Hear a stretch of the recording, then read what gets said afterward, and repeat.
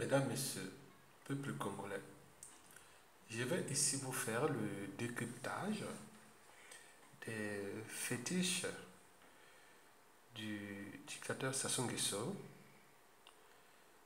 de son clan et surtout de ses dignitaires nord, sud, est, ouest. Vous savez que la sorcellerie au Congo est désormais instrumentalisée comme outil de conservation du pouvoir et donc des privilèges. Mesdames, Messieurs, je vais vous faire ici le décryptage des fétiches du dictateur Sassou Nguesso. Bon, avant de commencer, je vous invite individuellement et collectivement à allumer votre cerveau. Mesdames, Messieurs, peuple congolais, souvenez-vous du juriste de M. Sassou Nguesso, Placide Moudoudou, à l'époque doyen de la faculté de droit de l'université Marine Wabi, ou plutôt doyen de la faculté de la sorcellerie à l'université Marine Wabi. C'était le 26 mai 2014 sur les ondes de Radio France Internationale, où cet éminent professeur de sorcellerie au Congo avait substitué les droits à la place, il avait remplacé par la sorcellerie. Et donc, il avait d'ailleurs dit ceci: en Afrique, le serment n'a aucune valeur juridique. Ce qui compte, c'est la sorcellerie. Cela veut dire que les fétiches comptent plus que le droit. Il avait même dit que, bon, oui, en Afrique, bon, les gens ont tous peur des fétiches que du droit, comme tel qu'il est institué dans les sociétés constituées. Et code civil, le code pénal, droit administratif et compagnie. Mesdames, Messieurs, cela veut dire que nous résistons à l'idée même de la civilisation en termes de droit et de la morale, c'est-à-dire au terme de sociétés constituées. Mesdames, Messieurs, peuple congolais, je vous informe que pendant la dictature de Sassou et d'Nguesso, depuis ces 35 ans, la sorcellerie a été instrumentalisée. D'abord pour faire peur aux uns et aux autres, et surtout pour dominer les uns et les autres, mais aussi, surtout, oui, des processus d'élimination. La sorcellerie au Congo est dans 97% des cas aujourd'hui criminelle. C'est ce que je vais vous expliquer par la suite. Mesdames, Messieurs, peuple congolais, nous sommes ici au cœur des fétiches ou de la sorcellerie du dictateur Denis Sassou Nguesso. Vous voyez ces fétiches-là que je vais faire le décryptage. Vous savez que quand on parle de la sorcellerie, historiquement, en Europe, c'est-à-dire entre le 9e et le 14e siècle, la sorcellerie, c'est lié au Moyen-Âge. Cela veut dire que ici, on brûlait les sorciers, la chasse aux sorcières. Et pourquoi? Parce qu'à cette époque, il faut dire que la science, la médecine, l'anthropologie et tout ce que nous connaissions aujourd'hui, au niveau du savoir et de la connaissance, n'était pas avancé. Et donc, par exemple, le cas de la paresse hygiénique, les gens respectaient pas les normes d'hygiène, tant au niveau de l'alimentation, de la médication que du cadre de vie. Donc, les gens mouraient comme des mouches. Et oui, donc il fallait trouver les boucs émissaires. C'est toujours les sorciers du coin. Bon, il faut dire aussi qu'il y avait les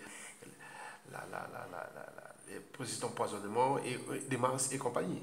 Et donc, vous avez vu ça, donc le droit n'était pas encore comme il fonctionne aujourd'hui en Occident. C'est-à-dire, on condamnait la personne avant de trouver les preuves. Et c'est ce qui se passe au Congo aujourd'hui. Donc, quelque part, nous sommes encore au Moyen-Âge, malgré que nous sommes ici. Aujourd'hui, au XXIe siècle, nous utilisons Internet, les téléphones portables, nous voyageons en avion, en train et compagnie, tous ces outils qui ont été fabriqués après le Moyen-Âge. Et donc, mais malgré tout ça, nous, au Congo, au niveau de mentalité, habitudes et comportements, nous sommes encore au Moyen-Âge. Il faut le dire sincèrement. Parce que, comparativement, j'ai fait plusieurs vidéos pour comparer le Moyen-Âge congolais au XXIe siècle et celui qui existait en Europe euh, il y a plus de 700 ans. Donc, il faut le dire que c'est comparable. On parle d'inquisition. On parlait d'inquisition au Moyen Âge. On parlait de la paresse intellectuelle au Moyen Âge. On parlait de l'absence de la démocratie au Moyen Âge. On parlait de la justice arbitraire au Moyen Âge. Et les cadres de vie et compagnie. Bon, donc, quand on compare ça au Congo aujourd'hui, on est au Moyen Âge. Il faut le dire. Donc, pour ne pas aller dans les détails du Moyen Âge, puisque, bon, ici d'ailleurs en France, quand vous allez en Occident, si vous allez devant la police ou la justice, que j'ai un problème de sorcellerie et autres, on va en rigoler. On va vous demander qu'est-ce que vous avez eu. Est-ce qu'il y a eu une tentative d'homicide, c'est-à-dire homicide involontaire, c'est-à-dire tentative de meurtre, ou homicide volontaire, c'est-à-dire tentative d'assassinat? Non. Est-ce qu'il y a eu manipulation mentale? Non. Est-ce qu'il y a eu tentative d'empoisonnement? Non. Est-ce qu'il y a eu des rituels sataniques à caractère euh, sacrifice humain et compagnie? Non. Bon alors, c'est pas vrai. Donc la sorcellerie ici n'existait pas. Ça, c'est des sortes d'accusations et qui sont aujourd'hui inscrits dans euh, les, les codes du droit ici en Occident. Et c'est les raisons pour lesquelles aussi, il faut dire, pourquoi les Africains, la plupart du temps, ils fuient l'Afrique et ils souhaitent venir chercher la sécurité ici. Mais la sécurité ici, ce n'est pas que économique. La sécurité aussi au niveau du droit. Mesdames, Messieurs, peuple congolais, je vais vous faire ici le décryptage des sorciers au Congo. Quand vous voyez tous ces matériels-là,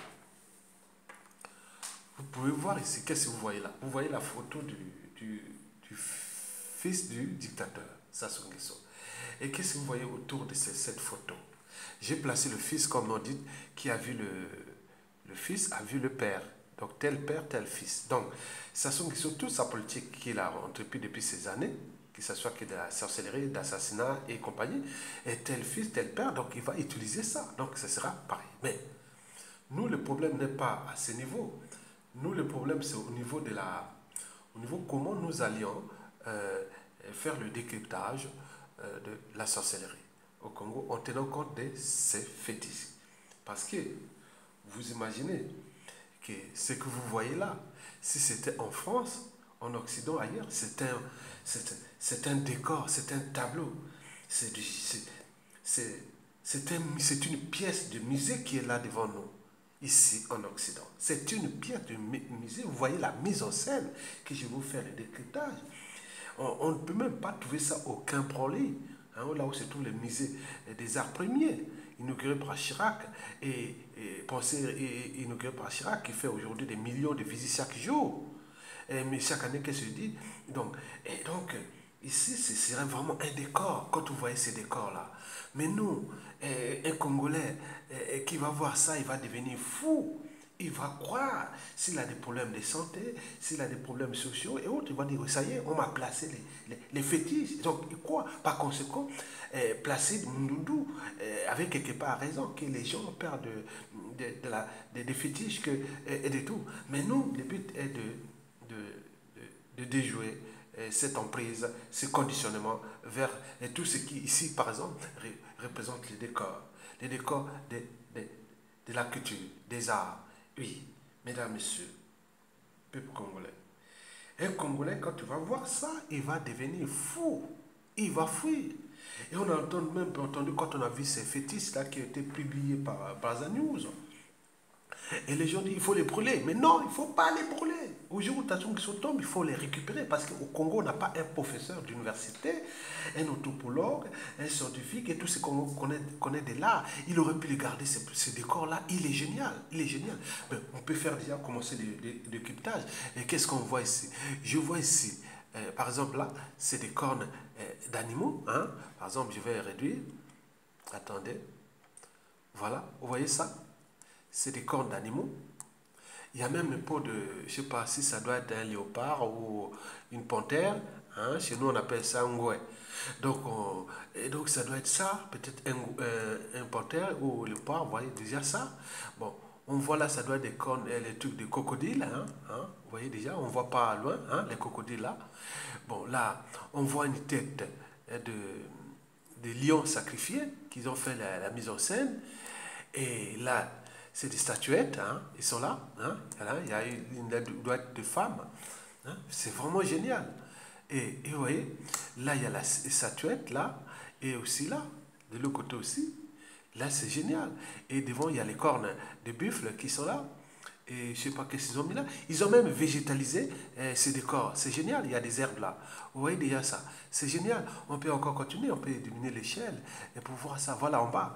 En bas, ils ont mis même une assiette décor. Vraiment bien fait avec les. C'est pas comment. C'est génial. Avec une sorte de nourriture, de, des fruits autres à l'intérieur. Et c'est sur un tapis. Hein, et tout ça. Tout ça là. Donc, il faut aller au détail pour faire le décryptage de ça. Moi, je trouverais ça génial. Celui qui a fait ça, c'est un bon décor. Mais eux, ils vont voir que ça y est, c'est les sorcelleries. Et donc, ils ont peur. Ils ont peur. Non, c'est pas de fétiche. C'est pas de fétiche. Donc, là, les fétiches, il faut savoir que pour parler de la sorcellerie, il y a la bonne et mauvaise sorcellerie. D'abord, la bonne, c'est celle qui il fait rire. Parce que, parce que quand on voyait l'éducateur là, avec cette femme, ce mec, monsieur là, qu'on appelle sorcier, avec sa tête, c'est un décor. Il faut ces décors. Il faut faire ça pour faire peur. Ça, c'est quelqu'un qui voit ça, il va rentrer là, il fait peur. Même ça, ici, il sourit. Il sourit même. Mais lui, il est adepte de ça, il est friand de ça, il sourit. Il sait que ça va faire peur aux autres qui vont voir ça. Mais non, pour vous autres, c'est ça. Vous voyez l'éducateur là. Il a mis à distance pour faire ça. Regarde, elle est en train de faire ses incantations ou compter je ne sais pas quoi, faire des prédications qui n'ont rien à voir avec la politique. Ça, un homme politique ne doit pas être là à faire ça. Ça, c'est un truc privé. Bon, là, c'est un chef d'État qui fait ces trucs devant le public, et vous voyez déjà. Et les gens ont peur. Regardez cette femme-là. La prenne la sueur de Sassou. Nous voulons la retrouver, cette femme-là. Il faut qu'elle reste en vie. Pour qu'on va les voir dans les cas de la réforme du droit et autres, on va les retrouver. Dis non, madame, voilà, qu'est-ce qu'on va faire? On va faire le piège pour qu'on va voir qu'il fait ces trucs-là. Il va être dans le cas des codes pénal, il sera puni et condamné. Vous voyez ce monsieur-là, c'est sorcier. Vous voyez sa tête, hein? Il a mis des décors là. Il faut le voir, c'est génial, ces trucs-là, par exemple. Là. Regarde ce monsieur-là. Vous voyez sa tête là. C'est génial. Quand quelqu'un va voir les décors, les peaux je ne sais pas si c'est des gros chats ou des léopards, hein, les ngouais, ngouais, ngouais. Donc là, voilà, donc, et cette femme et tous ces décors-là. Bon, pour nous, ça fait rire. Bon, ça, c'est la sorcellerie qui peut faire rire, parce que, bon, au sein culturel, ça peut faire rire, mais d'autres, ils vont penser qu'ils font les pratiques. Et ça, c'est la bonne sorcellerie qu'on pourrait le faire pour faire les décors. Ça fait du bien dans la tête et on rigole. Moi, je serais là autour de ça avec l'éducateur. Je serais là en train de rigoler en tant qu'anthropologue et scientifique. Je serais là en train de rigoler. Parce que regardez ce qu'ils font. Et que cette femme-là, elle est là. On va les retrouver. J'espère qu'ils restent en vie, ces gens-là, avant la chute de Sassou. Et vous voyez déjà les peaux d'animaux, ils ont fait tous les petits décors simples, sympas. Et par rapport au premier décor que je vous ai montré, et qui est aussi plus complexe que ça. Donc là, c'est vraiment une pièce de musée qu'il faut mettre directement dans un musée. Et si c'est lui qui pourrait avoir ça, le ramener ici en Occident, ben c'est génial ce qu'ils ont fait là. J'ai trouvé ça, cette pièce, c'est génial. Bon, il y a la mauvaise sorcellerie. La mauvaise sorcellerie, c'est qu'ici, en Europe, qu'on appelle, on fait partie des affaires criminelles. Parce que, elle commence d'ailleurs par quoi? La mauvaise sorcellerie. C'est là ce qu'on appelle, par exemple, les processus de manipulation mentale. Donc, quand quelqu'un qui a un pouvoir et qui use les autres, c'est-à-dire peut mettre les gens dans une emprise, hein? On devient sur l'emprise.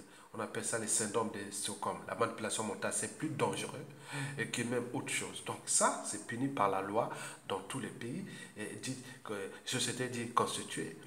Bon, deuxièmement, la pire des sorcelleries, qui est la mauvaise, c'est celle des empoisonnements.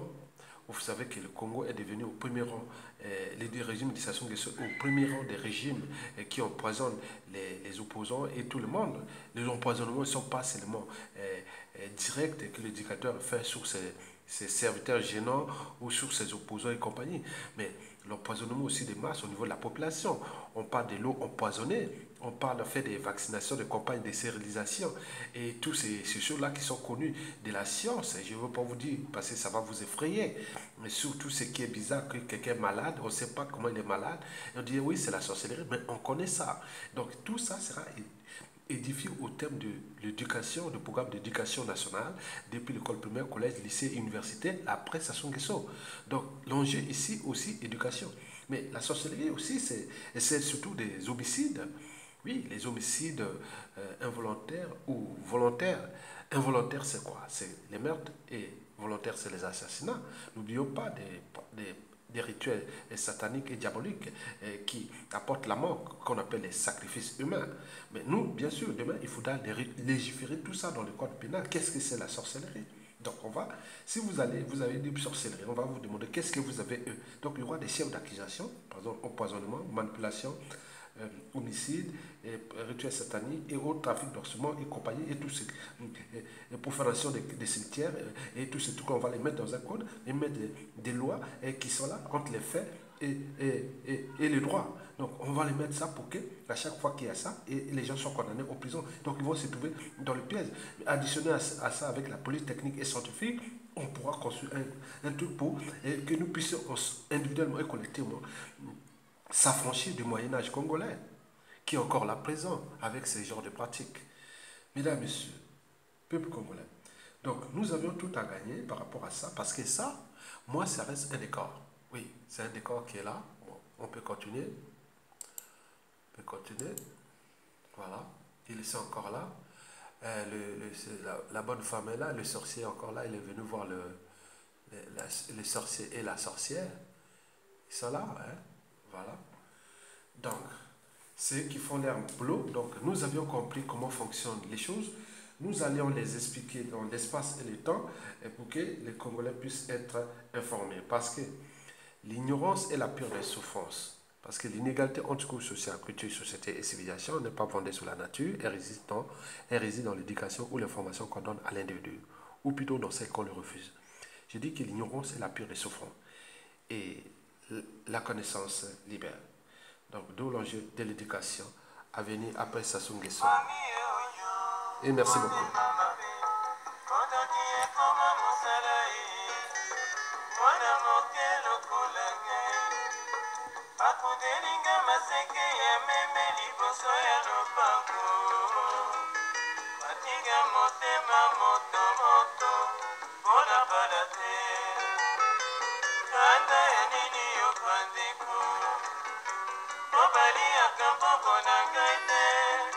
Balongolanga motema atianga motema ya soso mpona koma lokoso na silisa mibali soki mpe akufaka kisi mpe ekolaka malamu boboma ngai nakufa nalembi ngai mwana moto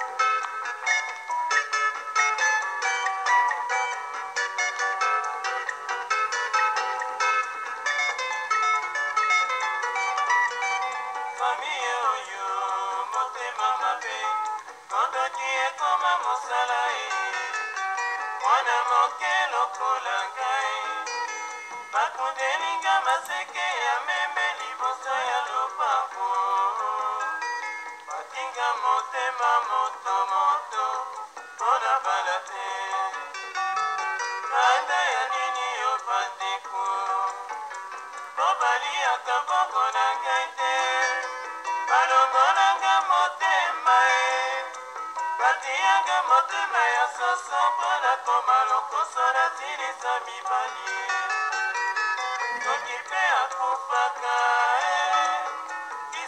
epolaka malamu boboma ngai nakufa nalembi ngai mwana moto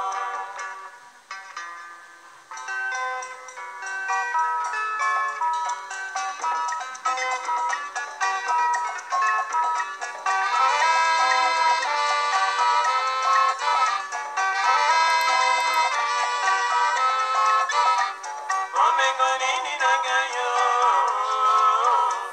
nazali na bongo te bokoyela nini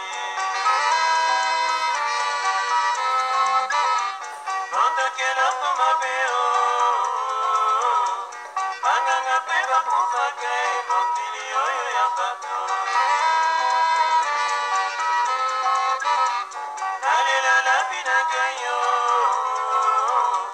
nalembi mokili te balingi nga na kufa naloba lisusu te nazela kaka